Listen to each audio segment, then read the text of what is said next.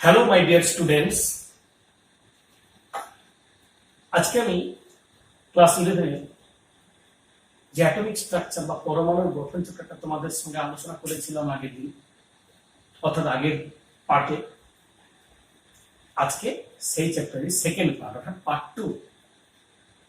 তো এই পার্টে আমি কি নিয়ে আলোচনা করব? আগের দিন আমি বলে গিয়েছিলাম যে পরমাণু আমরা আজকে গঠন সম্পর্কে জানবো, অর্থাৎ পরমাণুর মডেল সম্পর্কে জানবো আমরা। তো পরমাণুর মডেলে কি রয়েছে, এর মডেল কিভাবে এলো। তো প্রথমে আসি 1911 Rutherford. Rutherford alpha particles scattering experiment, অর্থাৎ রাদারফোর্ডের আলফা কণা বিচ্ছুরণ পরীক্ষা।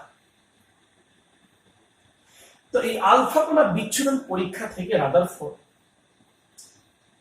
কি পরীক্ষা করেছিলেন, কি পর্যবেক্ষণ করেছিলেন, কি সিদ্ধান্তে উপনীত হয়েছিলেন, আর সেখান থেকেই প্রথম সূত্রপাত আসে পরমাণুর মডেল কেমন হবে। রাদারফোর্ডের থেকে আসে বলে নাম দেওয়া হয় রাদারফোর্ডের পরমাণু মডেল। তো প্রথমে চলে আসি, যদিও এই আলফা কণা বিচ্ছুরণ পরীক্ষা ক্লাস 10 তোমরা পড়েছ, অর্থাৎ মাধ্যমিকের সিলেবাসে ছিল।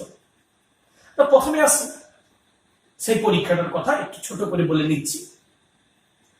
খুব সামান্য, অর্থাৎ 0.0004 মিলিমিটার একটা পাতলা সোনার পাতের উপর রেডিয়াম সি নামক এক তেজস্ক্রিয় পদার্থ থেকে আলফা রশ্মিকে নিয়ে ওর উপরে আঘাত এনেছিলেন। বিচ্ছুরিত হওয়ার পর কি পর্যবেক্ষণ করলেন? দেখলেন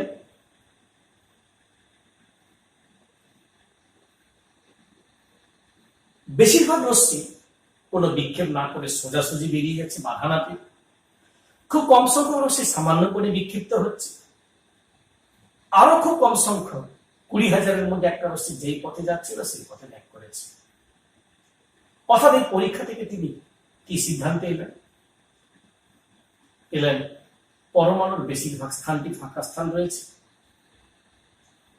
সামান্য বিক্ষিপ্ত হয়েছিল, কারণ আলফা কণা ছিল ধনাত্মক চার্জ, ভেতরে ছিল ধনাত্মক চার্জ, সেখানে বিকর্ষণ হয়। ধনাত্মক চার্জ বলতে প্রোটন।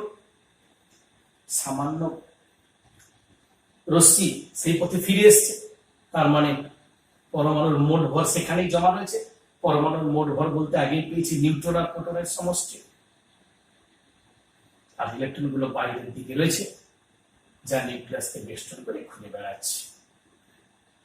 এই পরীক্ষায় সিদ্ধান্তে উপনীত হওয়ার পর বিজ্ঞানী রাদারফোর্ড সর্বপ্রথম পরমাণুর মডেল দিলেন। সেই মডেলে কি বললেন? অর্থাৎ এখন আমি চলে যাচ্ছি 1911 রাদারফোর্ডস অ্যাটমিক মডেল। তাহলে প্রথমে যাচ্ছি আমরা রাদারফোর্ডস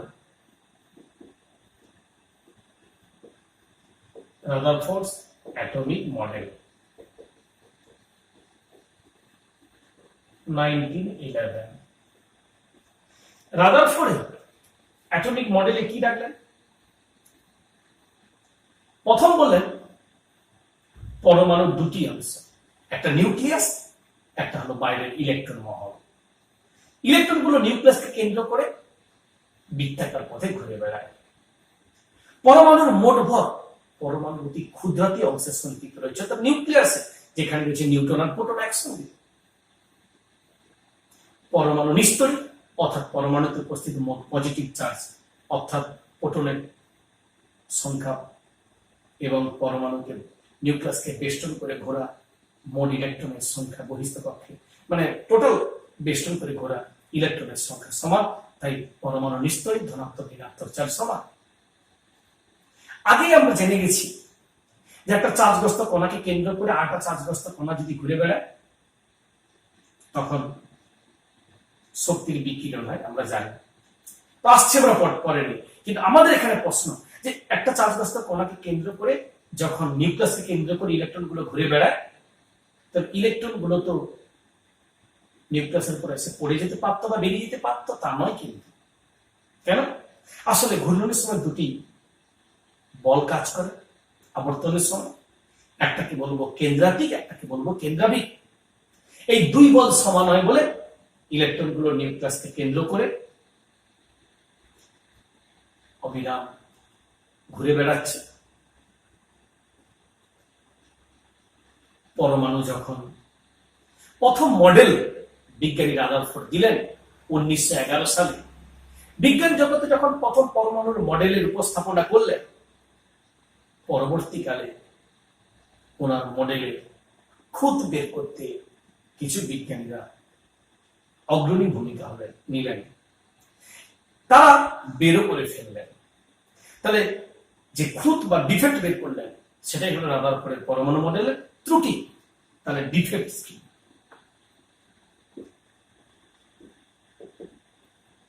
ত্রুটি কি ছিল রাদারফোর্ডের পরমাণু মডেলে? নাম্বার 1, প্রথম ত্রুটি ছিল যে ইলেকট্রনগুলো যদি নিউক্লিয়াসকে কেন্দ্র করে ঘুরে বেড়ায়, ক্রমাগত ঘুরতে ঘুরতে ঘুরতে ঘুরতে শক্তি হারাবে, হারাতে হারাতে এক সময় ইলেকট্রনগুলো নিউক্লিয়াসের উপর গিয়ে ছাপিয়ে পড়বে। ফলে পরমাণুর যে মডেল নিয়ে গর্ববোধ, সেই মডেলটার অস্তিত্বই থাকলো না, অর্থাৎ মডেলটার স্থায়িত্ব নিয়ে প্রশ্ন উঠল।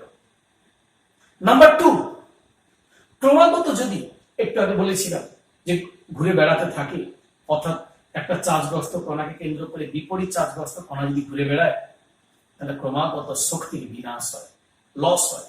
শক্তি হারাতে হারাতে এক সময় ইলেকট্রনগুলো নিউক্লিয়াসের উপর ঝাঁপিয়ে পড়বে। তার মানে এই ক্রমাগত শক্তি হারাতে হারাতে একটা বর্ণালী পাবো আমরা। অর্থাৎ সে বর্ণালী কথা বলতে কোন বর্ণালী না, ক্রমাগত যদি শক্তি হারায় তাহলে যে বর্ণালী পাবো সেটা হলো কন্টিনিউয়াস স্পেকট্রাম বা নিরবিচ্ছিন্ন বর্ণালী আমরা পাবো। সেই নিরবিচ্ছিন্ন বর্ণালীর কথা বললেন, কিন্তু অর্থাৎ এই বর্ণালী পাওয়ার কথা, কিন্তু বাস্তবে যত বর্ণালী দেখতে পাওয়া যায় সবই হলো রেখা বর্ণালী বা লাইন স্পেকট্রা বা ডিসকন্টিনিউয়াস স্পেকট্রা, যার সঙ্গে বাস্তবে বর্ণালীর কোনো মিল নেই রাদারফোর্ডের বর্ণালী থেকে সঙ্গে। সেই জন্য এটা ছিল ডিফেক্টস বা ত্রুটি। এটাই হলো রাদারফোর্ডের দুখানা ত্রুটি ধরা পড়ল।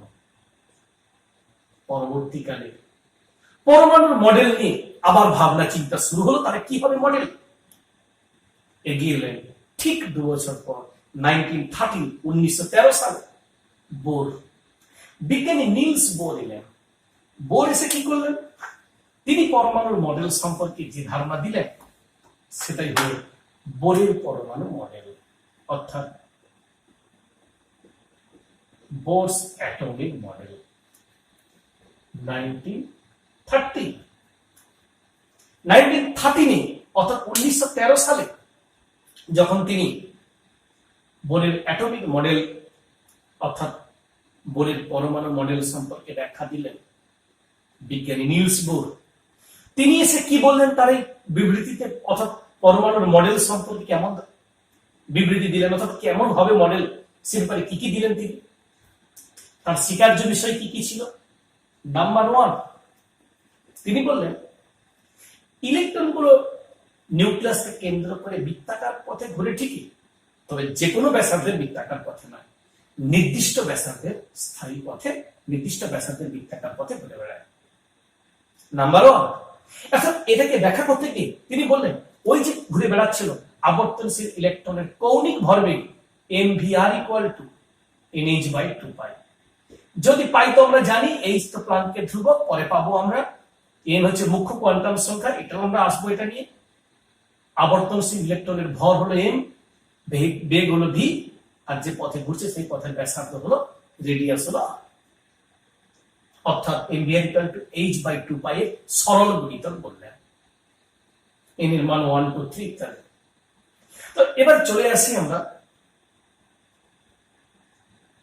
দ্বিতীয় স্বীকার্য বিষয়। কি বলেন, বললেন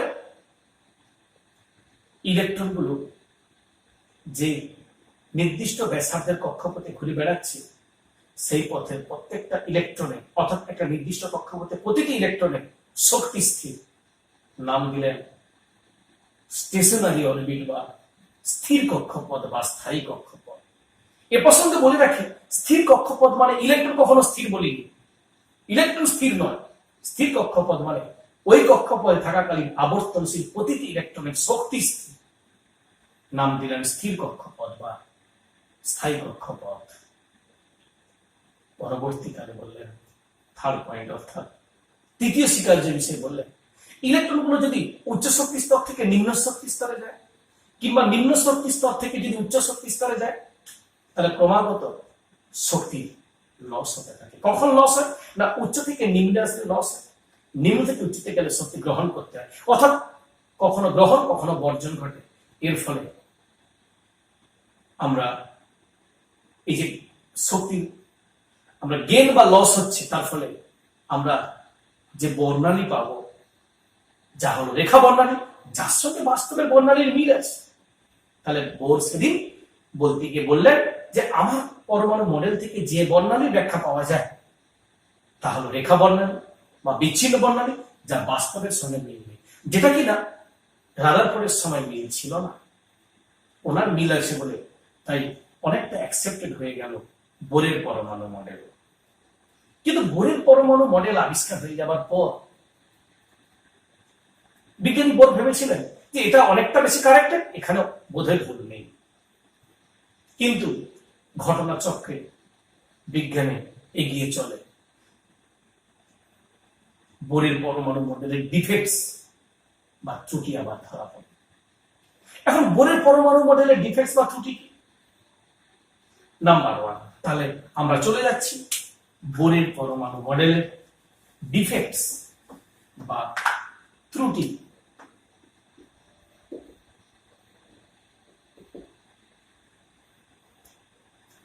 নাম্বার 1, বোরের পরমাণু মডেল ছিল 2D, দ্বিমাত্রিক। তাই প্রকৃত ত্রিমাত্রিক মডেল সম্পর্কে, পরমাণুর মডেল সম্পর্কে ধারণা পাওয়া যায়। অর্থাৎ বোরের মডেল সবাই মিলে পরে বললেন বোরের মডেল হলো পুরানো 2D মডেল, প্রকৃত ত্রিমাত্রিক গঠন কেমন হবে তা ধারণা পাওয়া যায়নি। নাম্বার 1। নাম্বার 2 কি বললেন? নাম্বার 2 তে গিয়ে বললেন এটি সিঙ্গেল ইলেকট্রন সিস্টেমের ক্ষেত্রে প্রযোজ্য। এখন সিঙ্গেল ইলেকট্রন সিস্টেম বলতে পরমাণু বলতে হাইড্রোজেন বোঝায়, আবার আয়ন বলতে গেলে হিলিয়াম বোঝায়, লিথিয়াম বললে লিথিয়াম 3 নম্বরে, 2+ মানে দুটো ইলেকট্রন বেরিয়ে গেলে একটা ইলেকট্রন থাকে, তাহলে সিঙ্গেল ইলেকট্রন সিস্টেমের ক্ষেত্রে প্রযোজ্য, সেটা পরমাণু বা আয়ন।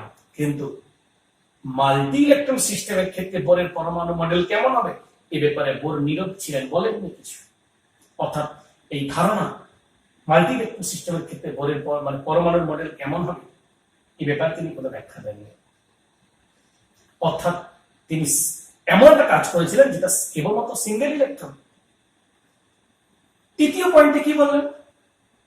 বললেন যদি চৌম্বক ক্ষেত্র অর্থাৎ জিমের এফেক্ট, তড়িৎ ক্ষেত্র বা স্টার্ক এফেক্ট অর্থাৎ চৌম্বক ক্ষেত্র তড়িৎ ক্ষেত্রে অ্যাপ্লাই করা হয়, তাহলে লাইনগুলো আরো ফাইন লাইনে ভেঙে যায়।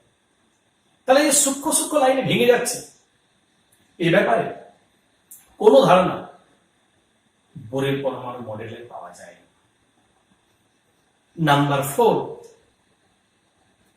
হাইজেনবার্গের অনিশ্চয়তা নীতিকে লঙ্ঘন করে বোরের তত্ত্ব। তাহলে আমাদের মনে প্রশ্ন আসছে, স্যার হাইজেনবার্গের অনিশ্চয়তা নীতি কি? এখন হাইজেনবার্গের অনিশ্চয়তা নীতি বলতে বোঝাচ্ছে, পাবেন তোমরা পরে, আমি আলোচনা করব হাইজেনবার্গের অনিশ্চয়তা নীতি, সেই নীতিতে কি বলা হয়েছে। তো প্রথমে আছে হাইজেনবার্গের অনিশ্চয়তা নীতি কি।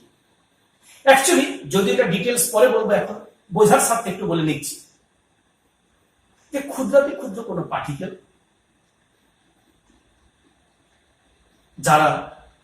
যাদের অবস্থান এবং ভরবেগ দুটোকে একসঙ্গে নির্ণয় করা যায় না। অর্থাৎ যদি অবস্থান জানতে পারি ভরবেগ জানতে পারবো না, ভরবেগে থাকবে অনিশ্চয়তা। আবার যদি ভরবেগ জানতে পারি তাহলে অবস্থান জানতে পারবো না। তার মানে অবস্থান এবং ভরবেগ অর্থাৎ মোমেন্টাম, পজিশন এন্ড মোমেন্টাম দুটোকে একসঙ্গে সঠিকভাবে নির্ণয় করা যায় না। কিন্তু বোরের তত্ত্বে ইলেকট্রনকে একটি কণা রূপে চিহ্নিত করা হচ্ছে, কারণ তরঙ্গের কথা আসেনি তখন। তাই যেহেতু কণা, তাই তার অবস্থান ভরবেগ দুটোকে একসঙ্গে নির্ণয় করা যায়, যা বাস্তবে কখনোই সম্ভব নয়। সেই কারণে হাইজেনবার্গের অনিশ্চয়তা নীতিকে লঙ্ঘন করে বোরের তত্ত্ব। তাই বোরের তত্ত্ব যেহেতু হাইজেনবার্গের অনিশ্চয়তা নীতিকে লঙ্ঘন করছে, তারপরে এটাও বলতে পারি বোরের তত্ত্বের একটা ত্রুটি বলতে পারি আমরা। তো এবারে চলে আসি আমরা, তাহলে যখন বোরের তত্ত্বের ডিফেক্টস বা ত্রুটি এলো, এর পরবর্তীকালে আমরা ভাবছি তাহলে আবার অনিশ্চয়তার মুখে দাঁড়ালো পরমাণুর মডেল কেমন হবে। পরবর্তীকালে আবার ঠিক 2 বছর পরে এলেন 1915 সালে এলেন সোমারফেল্ড। তিনি এসে কি করলেন? বোরের তত্ত্বের আবার কারেকশন করলেন, অর্থাৎ correction of Bohr atomic model by Sommerfeld, অর্থাৎ 1915 কারেকশন করলেন, correction of Bohr atomic model by Sommerfeld. তিনি এসে কি করলেন?